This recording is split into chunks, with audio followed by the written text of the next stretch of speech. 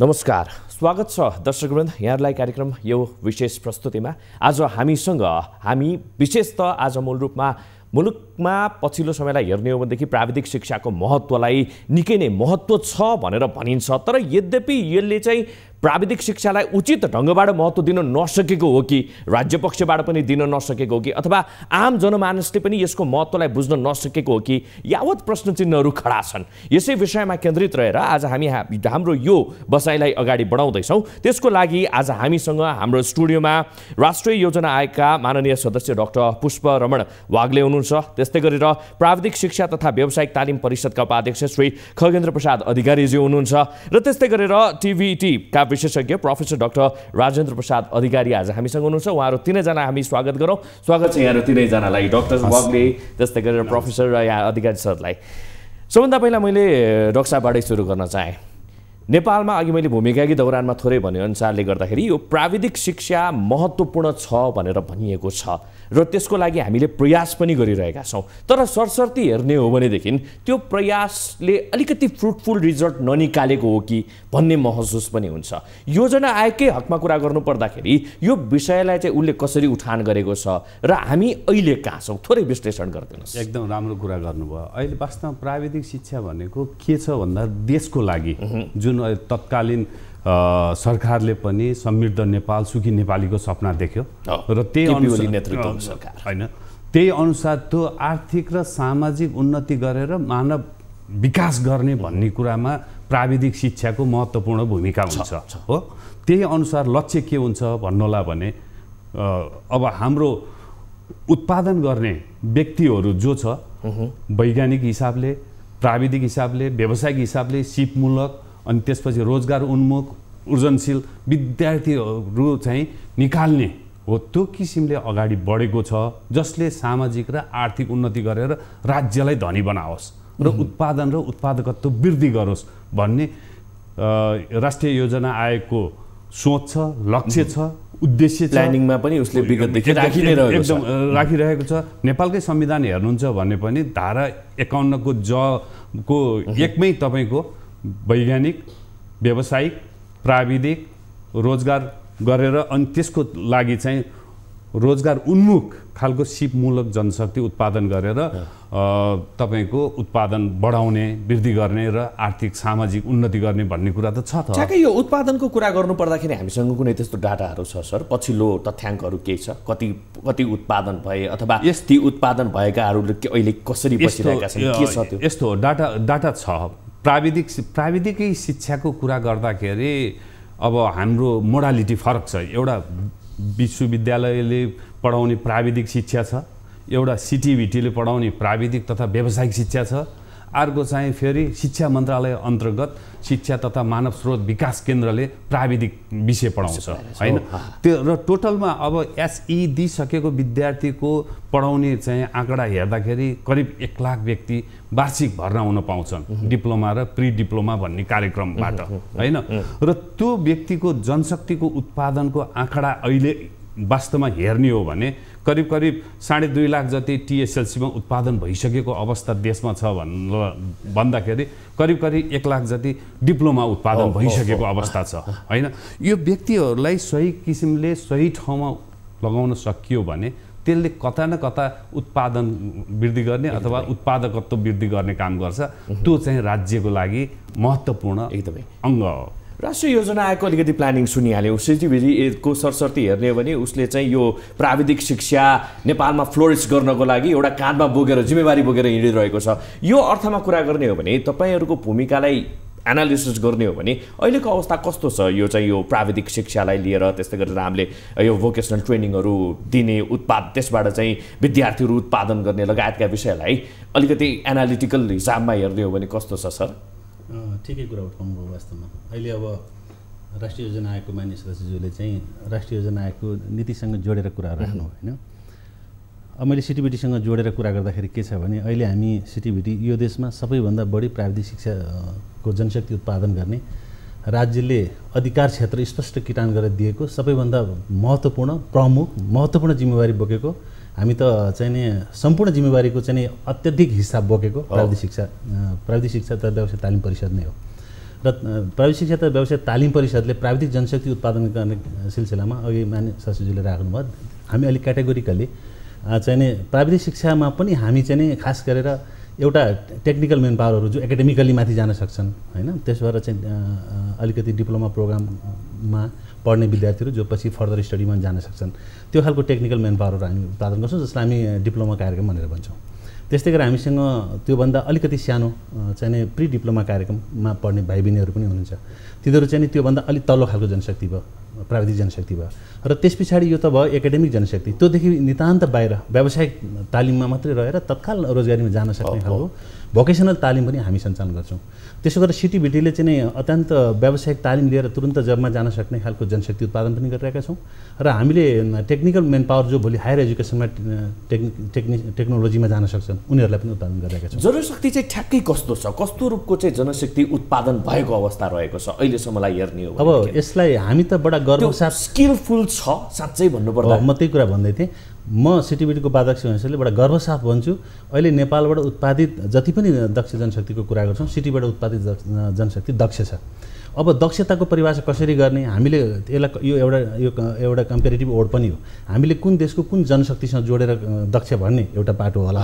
तर हामीसँग हाम्रो प्रविधिले देशसम्म भन्यो भने हामीले उत्पादन गरेर जनशक्ति दक्ष छ भन्ने कुरो केले पुष्टि गर्छ भने हामीबाट पढेर उत्पादित जनशक्तिहरू अहिले बजारको जुनसुकै ठाउँमा पनि उनीहरू चाहिँ नै काम गर्न सक्षम छन् र उनीहरू क्रियाशील छन्, चाहे स्वदेशमा भनौँ चाहे विदेशमा भनौँ। अहिलेसम्म हामीले सिटिभिटीले कहिले पनि हाम्रो जनशक्ति अदक्ष भएको कारणले यस्तो समस्या आयो भन्ने कुरा हामीले चाहिँ नै हामीबाट उत्पादित हाम्रो सर्टिफिकेट बोकेको जनशक्तिबाट त्यो खालको चाहिँ नै हामीले अहिले समस्या भोगेको छैन। हुन त एक्ज्याक्ट डाटा अलिकति गाह्रै होला हैन, अहिलेसम्म अझ भन्नुपर्दाखेरि पछिल्लो केही समयलाई नै हेर्ने हो भने 4-5 वर्षको ग्यापिङलाई हामीले हेर्ने हो भनेदेखि कति जनशक्ति उत्पादन गर्यौँ त्यसको कुनै तथ्याङ्क छ? अघि मान्य सदस्यज्यूले पनि राख्नुभयो, हामी सिटिभिटीलाई नै कङ्क्रिट रूपमा जानु पर्दाखेरि हजुरसँग भएको डाटा यो चाहिँ अलिकति कस्तो छ भने सिटिभिटी मात्रै हुन अरू पनि जोडिन्छ। यसमा कसरी जोडिन्छ भन्दाखेरि यो प्राविधिक जनशक्ति उत्पादन गर्ने सवालमा अघि पनि मान्य सदस्यले राख्नुभयो, सिटिभिटीले आफ्नो तरिकाबाट केही जनशक्ति उत्पादन गरिरहेको छ। तर सिटिभिटी पछाडि चाहिँ विभिन्न मन्त्रालयहरू कमसेकम 12वटा मन्त्रालयहरूले पनि प्राविधिक जनशक्तिहरू भोकेसनल तालिम दिएर प्राविधिक जनशक्ति उत्पादन गरिरहेको छ। त्यसले मात्रै होइन, त्यस पछाडि चाहिँ हाम्रा डोनर पार्टनरहरू जति छ आइएनजिओ एनजिओमा उहाँहरूले पनि तालिम दिएर चाहिँ केही भोकेसनल मेन पावर उत्पादन गराउनु भएको छ। यसरी हेर्दाखेरि हामीसँग करिब वर्षको 2,10,000 को हाराहारीमा चाहिँ यो सबै तहको चाहिँ जनशक्ति उत्पादन भइरहेको छ। र अहिले हामीले बजारमा हेऱ्यौँ भने अधिकतम हामी सिटिभिटीबाट उत्पादित जनशक्तिलाई चाहिँ हामी भेट्छौँ, अरू चाहिँ कतिपय चाहिँ त्यो प्रभावकारी भएको छैन भन्ने भएर हामीले अहिले के भन्ने गरेका छौँ भने कमसेकम यो जनशक्ति उत्पादन गर्नलाई अलि हामी इन्टिग्रेटेड एप्रोचबाट जाउँ। अब हामी छरिएर सबै ठाउँबाट एउटै तालिम दिइरहने अथवा एकै खालको चाहिँ नि सिप सिकाइरहने कुराले त्यो चाहिँ नि व्यावहारिक भएर आउन सकेन। त्यसकारण यसलाई इन्टिग्रेटेड एप्रोचबाट परिणाममुखी हुने गरी र जति पनि जनसङ्ख्या सिक्न चाहनेहरू चाहिँ उनीहरू आफ्नो जीविकोपार्जनको लागि यहाँलाई थोरै यो इन्टिग्रेटेड अप्रोच भन्ने जुन तपाईँले चाहिँ टर्म कोइन गर्नुभयो नि अहिलेसम्म छरिएर रहेको छ, यसलाई चाहिँ त्यो भनेको चाहिँ कसरी, यसलाई चाहिँ कसरी चाहिँ अगाडि बढाउन सक्यो भनेदेखि चाहिँ फ्रुटफुल होला, त्यसमा योजना आएको भूमिका के हुनसक्छ त्यसमा अलिकति जाउँ अनि त्यसपछि म चाहिँ प्रोफेसरको आउँछु। ओके, ठिक, राम्रो कुरा उठाउनु। म यसलाई चाहिँ कसरी अगाडि उठाउन चाहन्छु भने जस्तो अहिले हामीसँग बजेटको समस्या त छैन, हामीसँग बजेट छरिएर खर्च भएको छ। मैले अघि पनि तपाईँलाई उठाएँ, विभिन्न डेभलपमेन्ट पार्टनरहरूले पनि भोकेसन तालिमको लागि पैसा एलोकेसन गरेका छन्, मन्त्रालयले पनि यसैको लागि भनेर बजेट छुट्याएको छ, हामी सिटिभिटीमा पनि त्यो बजेट आउँछ। तर यो सबै बजेटबाट तालिममा जान्छ तर अपेक्षाकृत तालिमको परिणाम आएको छैन। मैले भन्न खोजेको यसलाई एउटा बास्केट फन्ड बनाएर सबै बजेट एक ठाउँमा राखेर चाहिँ भोलि त्यसको आउटकम आउने गरी हामीले अपेक्षा गरेको, राज्यले अपेक्षा गरेको र अहिलेको चाहिँ नि समाजमा सामाजिक रूपान्तरणको लागि, आर्थिक समृद्धिको लागि, सुशासन कायम गर्नको लागि हैन, समृद्ध नेपाल सुखी नेपालीको राज्यको परिकल्पना पुरा गर्ने खालको जनशक्ति उत्पादन गर्नलाई अब सबै पक्ष एकीकृत भएर यसलाई चाहिँ प्लानिङ साथ अगाडि बढ्नुपर्छ भन्ने हाम्रो सोच। हजुर, प्रोफेसर अधिकारी उहाँको कुरालाई पनि उहाँले त निर्धक्कका साथ there is no loopholes भन्ने हिसाबले हामी चाहिँ एकदमै स्किलफुल म्यान पावर उत्पादन गरिरहेका छौँ भन्ने किसिमले आफ्नो टर्म कोइन गर्नुभयो। यतातिर चाहिँ हाम्रो डाक्टर वाग्लेको कुरा सुन्ने हो भने पनि योजना आयोगले पनि त्यस्तै किसिमको चाहिँ एउटा ग्रान्ड हैन, एउटा चाहिँ ल्याभिस डिजाइन छ भन्ने हिसाबले चाहिँ उहाँले आफ्नो अभिव्यक्ति राख्नुभयो। ठ्याक्कै ग्रासरुटमा हेर्ने त्यो अप्रोचलाई हेर्ने हो भनेदेखि नि हामीसँग लुपहोल्स हुँदै नभएको हो अथवा चाहिँ देयर इज ल्याकिङ है, सिटिभिटीको पनि सर्टेन कमजोरी छ। योजना आयोगले पनि यो कुरालाई चाहिँ यसमा इम्प्लिमेन्ट गर्न सक्यो भने अझै प्राविधिक शिक्षा चाहिँ उन्नत भएर चाहिँ देखिन्छ भन्ने त्यस्तो केही छ, या चाहिँ साँच्चै नै कङ्क्रिट रूपमा फुल फेज रूपमा there is no loopholes at all? महत्त्वपूर्ण प्रश्न र अप्ठ्यारो प्रश्न गर्नुभयो भने निश्चित रूपमा नै। तर के हो भने लोपोल भन्ने चिज त होइन, लोपोलको रूपमा नहेरौँ कि हाम्रा केही कमजोरीहरू रहेका छन् होइन त, हाम्रा आफ्नो विभिन्न परिस्थितिहरू छन् नि त। त्यसले गर्दाखेरि एउटा नीतिगत तहमा केही गर्न खोजेको है त भन्ने कुरा चाहिँ हो, त्यसमा हामीले गर्न खोजेकै होइन भन्नुपर्ने अवस्था होइन। एक दुई, संस्थागत रूपमा यसलाई कार्यान्वयनमा ल्याउने क्रममा अहिले देशमा प्राविधिक जनशक्ति होइन सिप भएका जनशक्तिको कुरा गर्ने हो भने उपाध्यक्षज्यूले भन्नुभएको कुरा पनि सही हो कि हामीसँग जनशक्ति सिटिभिटीले उत्पादन गरेका छन् र तुलनात्मक रूपमा तिनीहरू बढी राम्रा छन् सेवा दिने हदमा होइन त। अब अलिकति क्रिटिकल हौँ अनि यो चाहिँ भएको कुरा हो। अब अलिकति क्रिटिकल हुँदाखेरि के भने यो हुँदाहुँदै पनि तपाईँले प्रश्न गरिराख्नु भएको छ नि त, किन त्यो प्रश्न गर्नुपर्ने स्थिति बन्यो त भन्दाखेरि चाहिँ के भने योजना आयोग नीति निर्माणको तहमा गएपछि प्राथमिकता निर्धारण हुन सकेन। जस्तो इन्टिग्रेटेड एप्रोचको कुरा आयो नि त, किन इन्टिग्रेटेड एप्रोचको कुरा आयो त भने 12वटा विभिन्न मन्त्रालयहरूले के गर्ने, बजेट किन 10 ठाउँमा छर्ने, विभिन्न यो हाम्रो चाहिँ मतलब सहयोगी निकायहरू दात्री पक्षहरू हुनुहुन्छ, उहाँहरूको बजेट आफ्नो ठाउँमा कता जाने होइन। अनि विभिन्न प्रोजेक्टहरू आयोजनाहरू छन्, तिनीहरू के को लागि निर्देशित छन् त, हरेक वर्ष 40,000 50,000को तालिम दिने लक्ष्यहरू छन् नि त।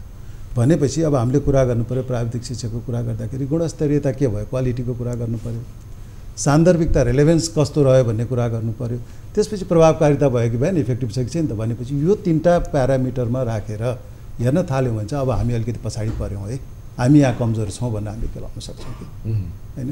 त्यो 3टा प्यारामिटरमा राखेर हामीले दिएको प्रभावकारी भएन। अहिले किन भएन त भन्दाखेरि नयाँ इक्विपमेन्टहरू डिजिटल टेक्नोलोजीमा आइरहेको छन्। हामी 20-30 वर्ष पुरानो चाहिँ पाठ्यक्रम पाठ्यसूचीमा राखेर तालिम गराइरहेछौँ। दक्ष त छ हामीले दिएको कुरामा, गर्न सक्छ, तर अहिलेको समय सुहाउँदो भएन। त्यो समय सुहाउँदो बनाउनको लागि नि डाक्टर भागले अब के चाहिँ गर्नुपर्छ, उहाँले पनि एउटा अप्रोच चाहिँ इन्टिग्रेटेड अप्रोचको कुरा गर्नुभयो। त्यसको लागि सम्भवतः योजना आएको पनि एउटा किसिमको चाहिँ प्लान गऱ्यो भनेदेखि चाहिँ अझ चाहिँ त्यो चाहिँ डिस्पर्स गर्नको लागि सजिलो हुन्छ होला। सरसर्ती हेर्ने हो भने हामी स्किल म्यान पावरको कुरा गर्छौँ, विदेशसँग तुलना गरेर हेर्छौँ, दुवै कतारलाई नै हामी चाहिँ हेर्छौँ भनेदेखि स्किल म्यान पावर हामीले पठाउन सकिरहेको छैन भन्छौँ। यद्यपि we are spending ample of amount होइन, थुप्रै अमाउन्ट चाहिँ त्यसमा। भनेपछि यो कहाँनिर चाहिँ यो यस्तो ल्याकिङ रह्यो एकदम कुरा होइन, दुविधा लिनै पर्ने ठाउँ अब चाहिँ बिस्तारै निर्कोल होला। किन भन्नु होला भने जस्तो अब विभिन्न मन्त्रालयबाट छरिया छ भनेर अब त्यो छरिएकोलाई कसरी एकीकृत गर्ने भनेर राष्ट्रिय योजना आयोगले सोच बनाइसकेको छ र त्यो अनुसार काम पनि भइरहेको छ। जस्तो पाठ्यक्रम एउटै किसिमको हुनु पर्यो, मूल्याङ्कन पद्धति एउटै हुनु पर्यो होइन, र त्यसपछि परीक्षण चाहिँ एकै तरिकाको परीक्षण हुनु पर्यो, जो मान्छे स्ट्यान्डर्ड चाहिँ मेन्टेन गरोस्। निस्किसकेको मान्छेलाई सिप परीक्षण गराउनु पर्यो र त्यो सिप परीक्षणबाट बल्ल रोजगारीमा जान उपयुक्त होस् भन्ने किसिमले त्यसमा एउटा भोकेसनल ट्रेनिङ सम्बन्धीको त्यो पाटोमा हेरिसकेको छ। अब प्राविधिक शिक्षा सम्बन्धीको पाटोमा मैले अघि नै पनि यहाँलाई भने एउटा चाहिँ शिक्षा मन्त्रालय अन्तर्गत शिक्षा तथा मानव स्रोत विकास केन्द्रबाट सञ्चालन हुन्छ, एउटा सिटिभिटीबाट हुन्छ हो। यो दुईटालाई चाहिँ एउटै किसिमको बनाउने भनेर राष्ट्रिय शिक्षा नीतिमा पनि एउटै पाठ्यक्रम बनाउने र डिप्लोमा मात्रै तह पढाउने भनेर राखिएको छ। नीति नभएको होइन, नीतिलाई कार्यान्वयन गर्ने निकायहरूले चाहिँ कार्यान्वयन गर्नुपर्ने अवस्था हो र दोहोरो पर्ने भनेको जुनसुकै कार्यक्रम पनि। त्यसकारण हामी के भन्छौँ भन्दा आवश्यकता, भूगोल, जनसङ्ख्याको आधारले नक्साङ्कन गरेर यो प्रोफेसर अधिकारीको कुरालाई अलिकति लिने हो भने नि हाम्रो चाहिँ योजनामै अलिकति ल्याकिङ पो हो कि भन्ने कुरा कि किनभने समय सान्दर्भिक नभएको हाम्रो पहिला पुरानै कुराहरूलाई चाहिँ हामीले फलो गरिरहेका छौँ, तर त्यसलाई चाहिँ तात्विक रूपमा डिफ्रेन्स ल्याउन सकेनौँ र त्यो कुरा चाहिँ हामीले हाम्रो योजनामा पनि अटाउन सकेनौँ। यसलाई यसरी बुझ्नुहोस् न, टेक्नोलोजी फास्ट चेन्ज हुन्छ हो, आजको भोलि चेन्ज हुन्छ। हामीसँग सीमित स्रोत साधन छन्, हामीसँग सीमित स्रोत साधनको कारणले गर्दा अहिले यस्तो स्मार्ट टेक्नोलोजी आइसक्यो। हामी म्यानुअल सिस्टमबाट पढाइराखेका छौँ। अहिले जति पनि सिटिभिटी अन्तर्गत 1100वटा स्कुलहरू होला करिब होइन, अरू डाटा त उहाँले दिनु होला। त्यो 1100वटा स्कुलबाट नि अहिले प्रशिक्षण कार्य हुँदाखेरि के भइरहेको छ भन्नु होला भने हाम्रो म्यानुअल सिस्टमबाट भएको छ। शिक्षा मन्त्रालयबाट प्राविधिक शिक्षा पढाउने भनेको छ लगभग 484 जतिवटा प्राविधिक धारहरू होला, त्यसले पनि म्यानुअल सिस्टमलेबाट चलाएको छ। हामीसँग सीमित स्रोत साधन छ, तर त्यो सीमित स्रोत साधनलाई एकरूपता गर्ने भनेर अहिलेको प्रतिस्थापन बजेटले पनि तपाईँको हेर्नु सक्नुहुन्छ बुधा नम्बर 40, 41, 42, 43 मै हेर्न सक्नुहुन्छ। अझ 40 र 41 त विशेष गरेर प्राविधिक शिक्षाकै बारेमा छ होइन, सिक्दै जाने कमाउँदै जाने। किन भन्दा त्यो किसिमले अब टेक्नोलोजी नयाँ ल्याउनुपर्छ। उहाँले भन्नुभएको कुरा सही हो, दार्ती निकायबाट आउने जति पनि दार्ती निकायबाट आउने बजेट छ अर्थ मन्त्रालयको एउटा ट्रेजरीमा, नेसनल ट्रेजरीमा आउनु पर्यो र आवश्यकताको आधारले त्यो बजेट छुट्टिनु पर्यो र आवश्यकता भूगोल जनसङ्ख्याको हिसाबले नक्साङ्कन गरेर त्यो बजेट रिलिज भयो भने अनि दोहोरोपना पर्दैन। होइन, हामीले गरिरहेको छौँ, अहिले गरिरहेको छ। त्यही भएर त मैले यहाँलाई अघि नै भनिसकेँ नि, हाम्रो एकरूपता ल्याउनको लागि पाठ्यक्रम, मूल्याङ्कन पद्धति, परीक्षण एकरूपता गर्नु पर्यो भनेर थालनी गरेको छ, नगरेको होइन। शून्यमा चाहिँ छैन। जस्तो हाम्रो अपेक्षा र आकाङ्क्षा धेरै भयो हो, बजारमा 5 लाख मान्छे आउँछन् हामीसँग खुबी। अब उहाँले सिटिभिटीको उपाध्यक्षज्यूले भने अनुसारकै गर्ने अनि प्राविधिक शिक्षा भन्ने जुन सिटिभिटीले दिने प्राविधिक शिक्षा अथवा डिप्लोमासम्मको तहसम्मको प्राविधिक शिक्षामा 1 लाख जति होलान्, व्यावसायिक तालिममा चाहिँ 1,10,000 होला हो। मार्केटमा 5 लाख मान्छे आछन् भनेपछि 2,90,000 मान्छेलाई त अझ हामीले सोच्न सकेको छैन नि त। त्यो मान्छेलाई कसरी सोच्ने भनेर हामीले योजना बनाइरहेका छौँ। यो प्रपर प्लेसमेन्ट चाहिँ किन हुन सकेन अधिकारी सर? यस्तो छ, यो वास्तवमा प्लेसमेन्टको समस्या पनि होइन। समस्या त प्लेसमेन्ट हामीले क्वालिटी म्यानपावर उत्पादन गऱ्यौँ भने प्लेसमेन्टको समस्या रहँदैन। राज्यले प्लेसमेन्टको लागि विभिन्न खालको पोलिसी बनाएर त्यो जनशक्तिलाई ग्राप्स गर्न सक्छ एउटा भने। अर्को कुरा कस्तो हुन्छ भने मान्छे जहिले पनि आजको दिनभन्दा भोलिको दिन समृद्धिको खोजीमा हुन्छ मान्छे। हामी मान्छेलाई सधैँ रिटेन गरेर राख्न सकिन्छ भन्ने हामीले धारणा राख्नु पनि गलत कुरा हो। हामी प्राविधिक जनशक्ति उत्पादन गरिसकेपछि प्राविधिक जनशक्ति त जहाँ आफूलाई चाहिँ उसले चाहिँ बजारमा रिटेन गर्नलाई चाहिँ हामीले रिटेन गर्नलाई त पोलिसीले पहिला उसलाई रिटेन गर्न सक्नु पर्यो। उसले त्यो आफूलाई आकर्षक सुविधाहरू र आफ्नो सुनिश्चित भविष्य उसले महसुस गर्नु पर्यो नि त, अनि ऊ रिटेन हुन्छ। होइन, हामीले त्यो चिजहरू तयारी गर्न सकेनौँ भने त उसले त त्योभन्दा उन्नत खालको सुविधा जहाँ पाउँछ उहाँ जान्छ। त्यसकारण प्राविधिक जनशक्ति भनेको चाहिँ कस्तो भने अब त वर्ल्ड त तपाईँको एउटा ब्लेज जस्तो भयो नि त। अहिले ग्लोबल कन्टेक्स्टमा हेर्ने हो भने त हामी कोही जनशक्तिलाई एकदमै रिटेन गरेर राखिरहन सक्छौँ भन्ने छैन। हामीले कम्पिटिसनमा राज्यले सुविधाहरू र सबै कुराहरूको यथोचित व्यवस्था गर्न सकेन भने मान्छेहरू बाहिर जाने स्वाभाविक छ। अमेरिका हामीले चाहिँ ड्रिमल्यान्ड भन्छौँ, तर अमेरिकाबाट स्विजरल्यान्डदेखि लिएर यता सिङ्गापुरतिर दुबई कतारमा आएर काम गर्ने पनि छ।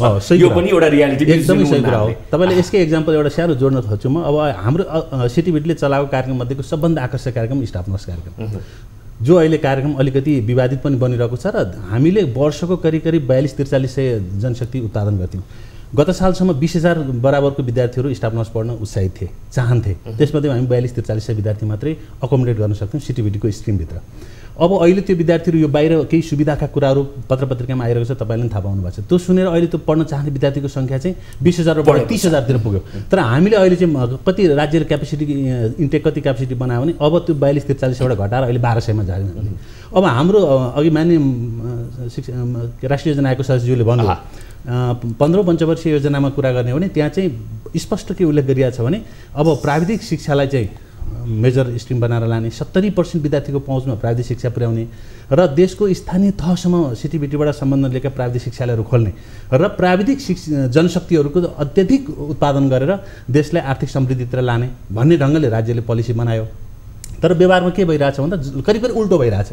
व्यवहारमा चाहिँ के भइरहेछ भने त्यसलाई नियोजन गर्ने, निषेध गर्ने खालको। अब म यो कसरी नियोजन हुँदैछ म त्यहाँ पस्न चाहन्न, आज तपाईँको टपिक्स पनि छैन, त्यही विषयमा म कुनै बेला कुरा गरौँला। तर अहिले व्यवहार त के भएको छ भने नियोजन गरेर प्राविधिक जनशक्ति कम उत्पादन गर्नेतिर हामी क्रियाशील छौँ। एकदमै प्रोफेसर अधिकारी, यो चाहिँ आर्थिक उन्नतिसँग लगेर हामीले यो विषयलाई जोडिरहेका छौँ, प्राविधिक शिक्षा। तर सरसर्ती हाम्रो मुलुकको कन्टेक्स्टलाई हेर्ने हो भने प्राविधिक शिक्षालाई ध्यान दियो कि दिएन, मानिसले त्यसको महत्त्व बुझ्यो कि बुझेन, अथवा यसको सान्दर्भिकता अहिलेको 21औं शताब्दीमा जबकि मान्छेको चाहिँ एकदम आइफाई ठेलीका ठेली बुक नपढिकन, मास्टर नगरिकन, तपाईँको पिएचडी नगरिकन अगाडि बढ्न सक्ने कन्डिसनै नभएको बेलामा प्राविधिक शिक्षा भनेर नाक खुम्च्याउने प्रवृत्ति छ कि यसलाई चाहिँ कसरी हेर्ने? यदि मेरो यो क्वेसन रङ हो भने तपाईँले चाहिँ क्लियरिफाई गरिदिनु। तपाईँले भनेको एकदम ठिक हो होइन।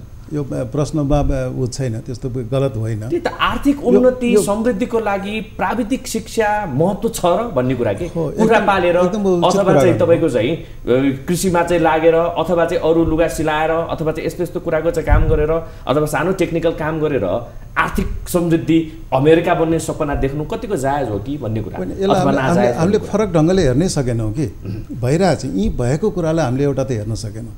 जस्तो लुगा सिउने भनेको अब सडकमा बसेर त्यो मेसिन सिलाइ मेसिन चलाउने होइन नि त। आजको तपाईँले फेसन ड्रेस डिजाइनरहरू हेर्नुहोस् होइन, म पुल्चोकमा गएँ भने ड्रेस डिजाइनरले मलाई यहाँ सुट सिदिन्छ, उहाँको हामीले कुरै गरेनौँ। उहाँ त्यो सिप लिएर अनि बस्नु भएको छ कि नेपालमा पनि त्यो आएको छ, परिवर्तन छ होइन त। त्यो परिवर्तनलाई हामीले एक देखाउन सकेनौँ कि यो परिवर्तन हो है भनेर। त्यो परिवर्तनको खोइ स्टोरीहरू हामीले लिएर आएको त्यो भएन। अब नीतिगत तहमा आएपछि थुप्रै कुराहरू उठ्यो होइन त। एउटा के भने योजना आयोग एउटा सीमाभित्र चल्यो, राजनीतिक स्थिरता आएन। त्यसले गर्दाखेरि हामीले जहिले पनि म यसो गर्दैछु भन्ने कुराभन्दा माथि जान सकेनौँ। यो वास्तविकतालाई हामीले स्वीकार्नुपर्छ, कसैले चाहेर हुन सक्ने भएन। यो समस्या के हो त भन्दाखेरि राजनैतिक नेतृत्वहरूले चाहिँ संवेदनशील भएर बुझ्न सकेन है त। यो कुरा तपाईँले प्रष्ट रूपमा लिइदिनुहोस्। राजनीतिक नेतृत्वमै गएर छुन्छ यो कुरा पनि छुनै पर्छ, किनभने जिम्मा त फेरि अर्को होला नि त। योजना आएको होला, सिटिभिटीको होला अथवा तपाईँ जस्तो विज्ञको होला। योजना आएको सदस्य जो हुनुहुन्छ उहाँले भर्खरमा आएको 100 दिन पुग्दैछ, पुग्यो भन्नुहुन्छ होइन। हेर्नु 100 दिनमा बिचरा के गर्नुहुन्छ उहाँले होइन। उपाध्यक्षज्यू संस्थागत रूपमा जानुहुन्छ, अब ऐन छैन, नीतिगत रूपमा कार्यान्वयन गर्नुपर्ने अहिले 3 तहको सरकार बनेको छ, उहाँलाई नियमले दिँदैन। उहाँले आफूले एग्रेसिभ हुँदाहुँदै पनि गर्न सक्नुहुन्न, बाँधिनु भएको छ होइन। अब चाहियो थुप्रै कुराहरू छ के भने स्रोतको हामीलाई समस्या होइन, सीमित बजेट होइन अघि म भन्छु 4 वर्ष 5 वर्षको निमित्त प्राविधिक शिक्षा थ्रु देशलाई विकास आर्थिक विकास उसमा लाने हो भने नीतिगत स्पष्टता के चाहियो भने मैले भनि पनि रहेको छु। मैले तपाईँ कृषिको लागि ट्रेन भएर मान्छेहरू बाहिरबाट जुन कोभिड पछि नेपाल फर्किनु भयो, उहाँहरूलाई अब यहाँ बसेर तालिम दिने कुरा नगरौँ न। उहाँ कृषिमा फार्ममा हुनुहुन्छ, उहाँले काम गर्दै हुनुहुन्छ, उहाँको प्रडक्टलाई बजारको ग्यारेन्टी गरिदिनु त्यो पैसा लिएर। र कसैलाई थप सिप चाहिन्छ भने उहाँ जहाँ हुनुहुन्छ उहाँ खेती छोडेर यहाँ तालिम लिन आउनु पाउनुहुन्न नि। भनेपछि तालिम के भने मेरो छोराछोरीहरू जसलाई तालिम चाहिएको छैन सङ्ख्या बढाउनलाई मेरो छोराछोरीलाई तालिम दिइरहेको छु नि मैले। भन्नाले अलिकति ग्रासरुटमै हामी पुग्न नसकेको हो कि भन्ने पनि एउटा प्रश्न रह्यो। एकदमै नसकेको। त्यसैले कृषि फार्ममै लानुहोस्, सहकारी भनेको कृषि फार्ममै सहकारी लानुहोस्, त्यो मान्छेहरूको सहकारीलाई फेसिलिटेट गरिदिनुहोस् न। तपाईँसँग 18 अरब पोहोरको बजेट खेरा गयो, तपाईँ 18 अरबबाट त्यहाँ फेसिलिटेट नगरेर मेरो कार्यकर्तालाई फेसिलिटेट गर्छु भनेर कार्यक्रम बनाउने सोच्यो भनेदेखि त योजना आयोगबाट पनि रिजल्ट आउँदैन होइन।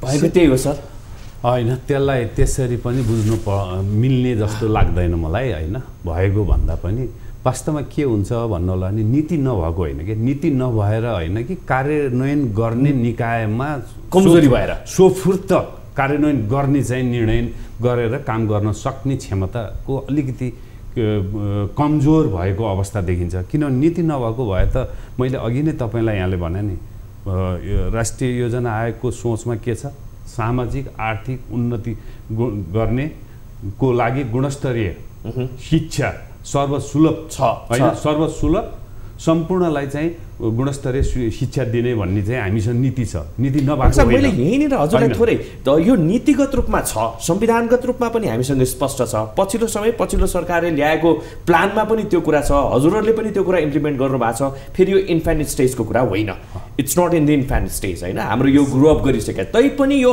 नाक खुम्च्याउने प्रवृत्तिबाट मुक्ति पाउनको लागि र त्यस्तै गरेर ग्रासरुटसम्म गएर चाहिँ यो मात्रै होइन है, यो दायरा मात्रै होइन, बाटोमा राखेर चाहिँ मेसिन चलाउने मात्रै होइन भन्ने किसिमले चाहिँ यो भोकेसनल ट्रेनिङलाई, भोकेसनल एजुकेसनलाई, प्राविधिक शिक्षालाई बुझाउन नसक्नुको कारण चाहिँ के, त्यसको लागि चाहिँ के गर्ने, थोरै त्यतातिर जाउँ सर।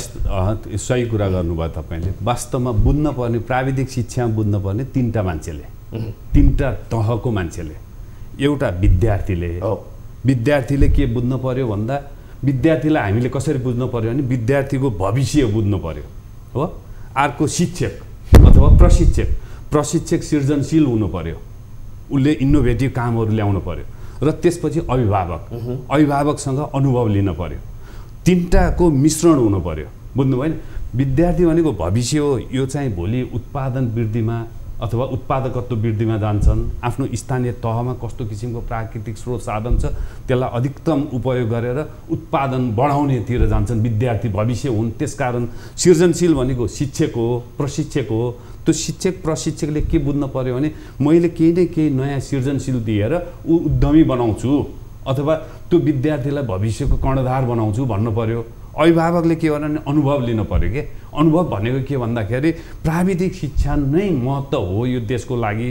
प्राविधिक शिक्षाले नै केही गर्छ, किनभने हामीले कागजी शिक्षा धेरै दियौँ, घोकेर धेरै दियौँ। अहिलेको परिप्रेक्ष्यमा भएको चिज नै यही हो। विश्वविद्यालय उच्च शिक्षा हेर्नुहोस्, तपाईको उत्पादन भएका मान्छेहरू साधारण शिक्षा र प्राविधिक शिक्षाको रेसियो हेर्नुहोस्। साधारण शिक्षा 80% को छ भने 20% छ भने साधारण शिक्षा 80% छ। 80% साधारण शिक्षाको रोजगारी साधारण शिक्षाको महत्त्व हुँदै नभएको त सर? होइन, नभएको होइन, कम हो, आवश्यकता हो। जस्तो अमेरिका हेर्नुहुन्छ भने 12 कक्षा पढेको मान्छेहरू 37 लाख ग्रेजुएट हुन्छन् एक वर्षमा हो। एक वर्षमा 12 हुन्छ भने 35% 12 कक्षा पढेकोले मात्रै रोजगारी पाउँछ। यही कुरा अलिकति क्रिटिकली हेर्ने हो भने नि थोरै हामी चाहिँ लेबर प्रोड्युस गर्नेतर्फ पो सोचिरहेको छौँ कि प्राविधिक शिक्षाको नाममा भन्ने पनि छैन। त्यो हुँदैन। प्राविधिक शिक्षा भन्ने बित्तिकै तीनटा चिजले मैले अहिले नै भने तपाईँलाई, एउटा भौतिक पूर्वाधार, शैक्षिक सामग्री, उपकरण, मेसिन, औजारहरू र प्रशिक्षकको यो सबैको संयोजन भएर निस्किने विद्यार्थी चाहिँ बल्ल त्यो भविष्यको कर्णधार हुनसक्छ। शिक्षक सृजनशील हुनु पर्यो हो, प्रशिक्षक अथवा जो मान्छे सृजनशील हुनु पर्यो। र अभिभावकले पनि के गर्नुपर्छ भने अनुभव भनेको के भन्दा प्राविधिक शिक्षाबाट नै आर्थिक र सामाजिक रूपान्तरण हुन्छ यो देशमा। देश धनी भएपछि बल्ल म धनी हुन्छु भन्ने सोचमा चाहिँ अभिभावक भइदिनु पर्यो कि होइन। अब यो किसिमको माहौल ल्याउनु पर्यो। साधारण शिक्षा त के भयो भन्नुलाई नि पढाएछ घोकेको आधारले उसलाई अभिभावकलाई सर्टिफिकेट चाहिएको छ, विद्यार्थीलाई नम्बर चाहिएको छ, गुरुलाई चाहिँ अभिभावकलाई बुझाउने कुरा, त्यस्तै गरेर विद्यार्थीलाई बुझाउने दायित्व र शिक्षकलाई इम्पोर्टेन्स बताउने दायित्व फेरि कसको भन्ने कुरा पनि त रहला नि। तपाईँको मेरो तपाईँ पनि नेपाली नागरिक भएपछि त्यत्तिकै दायित्व हुन्छ, मेरो पनि दायित्व हुन्छ र के भन्छ कार्यान्वयन गर्ने निकायको अलि बढी दायित्व हुन्छ, किनभने कार्यक्रम र कार्यान्वयन गर्ने निकायको भूमिका चाहिँ के रहेको छ त? कार्यान्वयन गर्ने निकायले चाहिँ के साँच्चै नै त्यो दायित्व पुरा गर्न सकेको छ भन्ने प्रश्न कहाँनिर चुकिरहेको छ? किन यो नाक खुम्च्याउने प्रवृत्ति चाहिँ हाबी छ? यत्रो समय बितिसक्दा पनि तपाईँहरूको पो ल्याकिङ हो कि अथवा गर्नुपर्ने चाहिँ के थियो सर? होइन, यस्तो छ। अब यसमा खासै नाक खुम्च्याउने स्थिति भन्ने कुरामा म सहमत छैन। अहिले नाक खुम्च्याउने अवस्थै छैन। प्राविधिक जनशक्तिहरू उत्पादनको लागि असाध्य चाहिँ नै आकर्षण बढेको छ र मैले अघि पनि थोरै एउटा दृष्टान्त दिएको थिएँ। अहिले हामीले अपेक्षा गरेको जनशक्ति उत्पादन गर्न सकेका छौँ छैनौँ त्यो एउटा कुरा होला, त्यसमा अघि थुप्रै हामी बहस गरिसक्यौँ।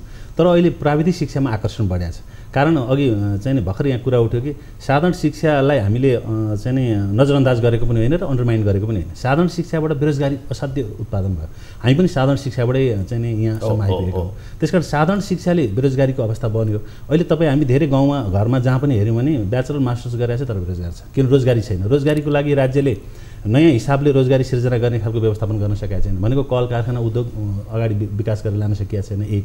दोस्रो, निजी तहले चाहिँ इन्भेस्ट गरेर विभिन्न खालको उद्योग धन्दाहरू व्यवस्थापन गर्दै जाने र रोजगारी सिर्जना गर्ने यो पनि हुन सकेका छैन। भनेपछि राज्य आफूले पनि गर्न सकेका छैन, निजी पनि उत्साहित भएर आउन सकेका छैन, यसले रोजगारी सिर्जना हुन सकेका छैन। तर रोजगारी सिर्जना भए नभए पनि यहाँ भएन, तर कुनै ठाउँमा त भएको छ नि। त्यो मेन पावर जहाँ पनि जान सक्छ, जो दक्ष जनशक्ति जहाँ पनि जान सक्छ। त्यस हिसाबले हेर्ने हो भने साधारण शिक्षाले बेरोजगार बनाउने भयो भने प्राविधिक शिक्षाले चाहिँ रोजगारी दिन्छ। हामीले प्राविधिक शिक्षाले 2-3टा कुरामा फोकस गरेको छौँ। एउटा, ऊ आफै उद्यमशील हुन्छ, उसँग सिप भएपछि आफूले उद्यमशील गर्न सक्छ र उसले चाहिँ आफूलाई जीवन निर्वाहको लागि सहज ढङ्गले अगाडि बढ्न सक्छ एक। अर्को, ऊ चाहिँ दक्ष बनिसक्यो भने ऊ त जुनसुकै ठाउँमा पनि गएर फेरि आफ्नो चाहिँ सिप बेचेर ऊ बाँच्न सक्छ, आफ्नो जीवन निर्वाह गर्न सक्छ। त्यसकारण हामीले भनेको हामीले उत्पादन गर्ने जनशक्ति भनेको दक्ष हुनु पऱ्यो र ऊ चाहिँ नि सिपयुक्त हुनु पऱ्यो। त्यसो भएपछि ऊ जहाँ पनि जान सक्छ, यहाँ नभए त्यहाँ पनि जान सक्छ, जहाँ पनि जान सक्छ, अपर्च्युनिटीको खोजीमा हुन्छ, अवसरको खोजीमा हुन्छ। त्यसैले हामीले उत्पादन गरेको जनशक्ति कमजोर छ, कमसल छ भन्ने कुरा पनि होइन, छ, कम्पिटेन्ट छ, अन्तर्राष्ट्रिय बजारमा ऊ चाहिँ कम्पिटिसन गरेर जान सक्षम पनि छ।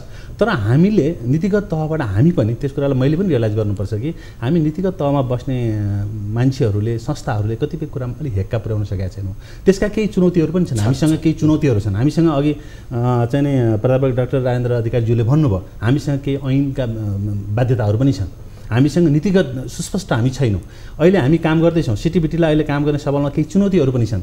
त्यस कारणले हामीले तपाईँले अपेक्षा गरेको, मैले अपेक्षा गरेको जनशक्ति उत्पादन गर्न नसक्नुका पछाडि केही बाध्यताहरू छन्। ती भनेका जस्तो अहिले हामीसँग कामको असाध्य राज्यले धेरै नीति बनाइदियो जसले गर्दाखेरि डुप्लिकेसन भयो। अहिले हामी चाहिँ चिकित्सा शिक्षा ऐन 2075 आयो, त्यसले हाम्रो कतिपय कार्यक्षेत्र चिकित्सा शिक्षा आयोगको कार्यक्षेत्र चाहिँ ओभरल्याप गरिरहेछ। त्यसले गर्दा त्यहाँ पनि हाम्रो अलिकति काम गर्न अस्पष्टता बनेको छ। त्यस्तै गरेर स्थानीय सरकार सञ्चालन ऐन 2074 आयो, त्यसले पनि थुप्रै अधिकारहरू त्यहाँ चाहिँ दिएको छ, जुन कारणले सिटिबिटीलाई काम गर्न अप्ठ्यारो भयो। अर्को सिटिबिटीको आफ्नै ऐन आउनुपर्ने, आफ्नो ऐन हामीले अहिले ल्याउन सकिरहेका छैनौँ। हामीले टिबेट सेक्टरको लागि सम्पूर्ण कुरालाई चाहिँ डिसाइड गर्ने, अघि चाहिँ प्रोफेसरले भन्नुभयो कि हामीसँग चाहिँ सुस्पष्ट खालको ऐन अहिले व्यवस्था भएर आइसकेको छैन। टिबेट सेक्टरलाई सिटिबिटीलाई कसरी लाने भन्ने ऐन छैन। हामीसँग 2045 को ऐनले हामी अहिले क्रियाशील छौँ। त्यो बेलाको 2045 को ऐनले त्यतिखेरको अहिलेको यो चाहिँ स्वरूपलाई त्यतिखेर एड्रेस गर्दैन। अहिले हामी प्रदेश स्थानीय सरकारलाई स्ट्रेन्थन गर्ने कुरा गरिरहेछौँ। अहिले हामी राज्य संहितामा गएको अवस्था छ र अहिलेको टेक्नोलोजी हामीले कुरा गर्नु ऱ्यापिड चेन्ज भएर आएको छ। अहिले जुन टेक्नोलोजी जुन स्ट्यान्डमा पुगेको छ, हिजो हाम्रो ऐन आउँदाखेरि त्यो कुरालाई चाहिँ त्यसले एड्रेस गर्न सक्दैन। ऐन समय सापेक्ष हामीले चाहिँ ल्याउन सकिरहेका छैनौँ। ऐन ल्याउने बारेमा फेरि पनि तपाईँले उठाउनु भयो, कतिपय पोलिटिकल कुराहरू नै जोडिन सक्छन्। त्यसले गर्दाखेरि यस्ता कुराहरूले पनि हामीले अपेक्षा गरे अनुसारको डेलिभरी दिएर जनशक्तिहरू उत्पादन गर्नलाई अप्ठ्याराहरू परेका स्थिति छन्। त्यस्ता चुनौतीहरू हामीसँग छन्। हामीसँग प्रशासनिक बाध्यताहरू पनि छन्। हामीसँग जति दरबन्दी, जति सक्षम जनशक्ति चाहिन्छ, अघि चाहिँ माननीय सदस्यज्यूले भने जस्तो दक्ष जनशक्ति उत्पादन गर्नलाई त प्रशिक्षक, त्यो प्रशिक्षक साथसाथै विद्यार्थी, अभिभावक र तिनीहरूका लागि चाहिने त्यो वातावरण, यो सबै चिज त हुनु पर्यो, अन्य दक्ष हामी उत्पादन गर्न सक्छौँ। त्यसका लागि चाहिँ ती कतिपय कुराहरूमा अहिले पनि कमी कमजोरी छ।